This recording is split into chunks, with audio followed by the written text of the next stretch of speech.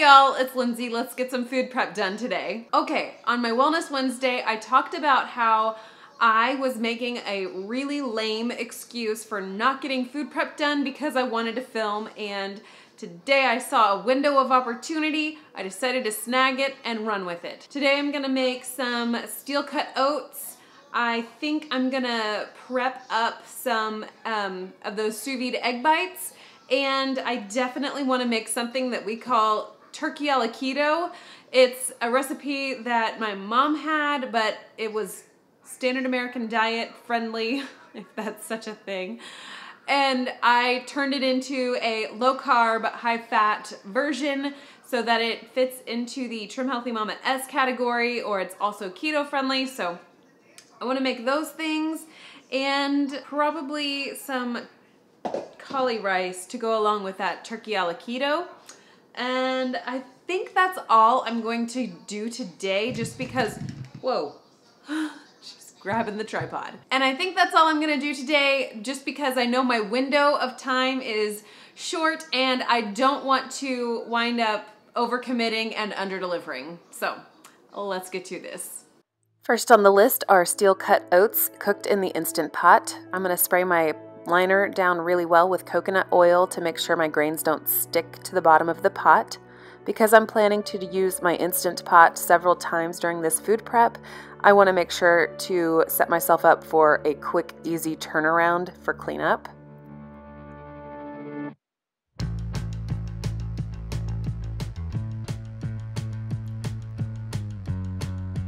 In this recipe, I'm using about 2 cups of steel cut oats and about 2 cups of unsweetened original almond milk, and then about 3 cups of water.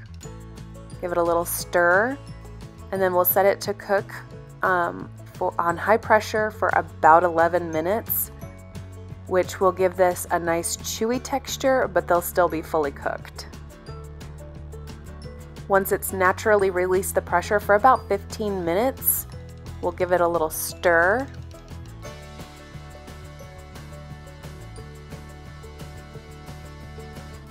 And you can see how easily it's coming away from the bottom of that pot because of that coconut oil spray.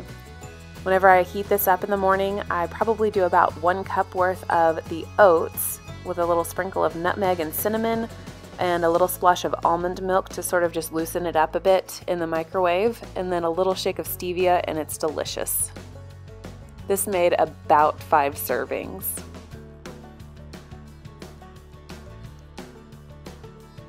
Next up, let's work on pseudo sous vide eggs.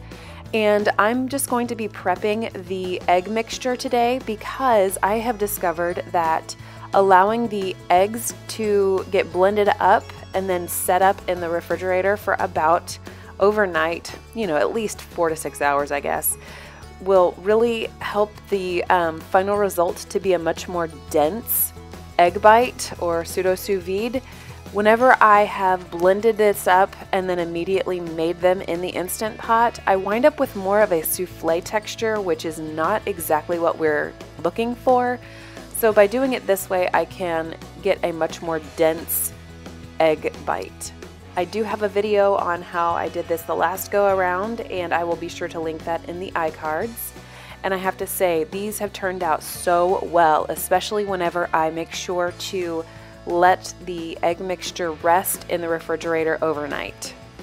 And then in the morning I can just spray up my little 4-ounce mason jars with some coconut oil spray, put a little bit of this egg mixture in, a sprinkle of cheese, and set it to pressure cook for, I guess it was about 12 minutes or so, and it's fantastic. Now let's get started on the turkey a la keto.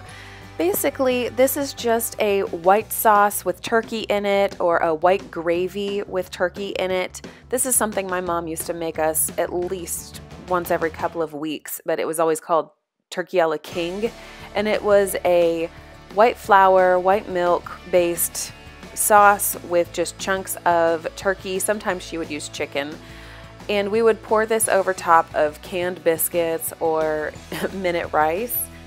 And it was a dish that we loved growing up. But whenever Jared and I went sugar-free and started following Trim Healthy Mama and then Keto, this is not something that was friendly for what we were eating. So I went ahead and modified it quite a bit. And so basically you just chop up some green bell pepper, some celery, and some carrots. And then here I've got a turkey breast that I bought that I'm just cubing up. And then we're gonna go ahead and soften up those veggies in some butter in the Instant Pot.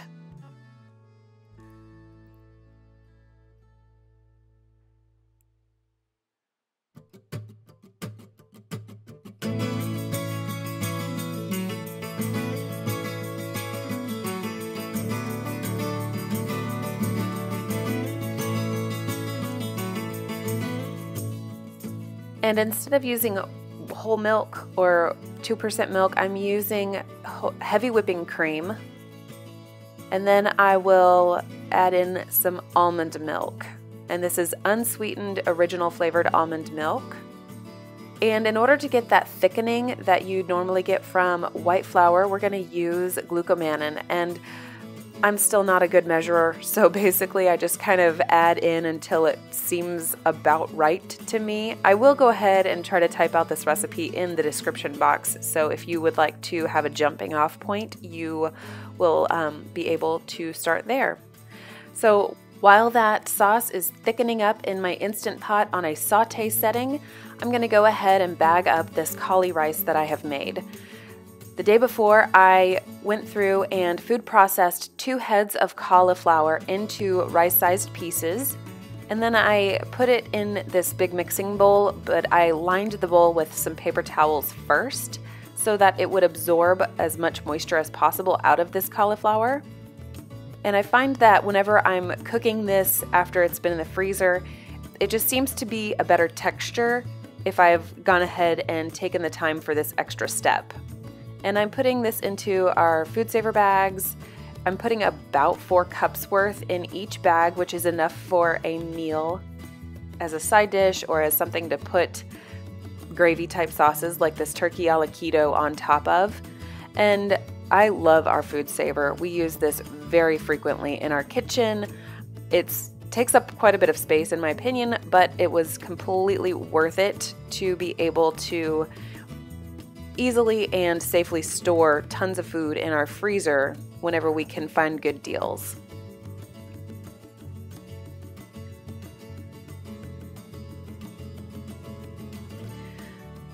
Now that that's all taken care of, I'm going to go ahead and check on my sauce. It's nice and thickened now, but I want to go ahead and add in a little bit of some egg yolks to thicken it even more. So what I'm doing here is tempering my eggs by mixing them up with a little bit of that hot liquid, and this ensures that my eggs don't scramble inside of my pot. Then I'll just add in my turkey and let this sit on keep warm mode until it's time to eat. And we will eat this over top of that caulirice. Thanks y'all so much for watching, and I will catch you in the next video. Bye!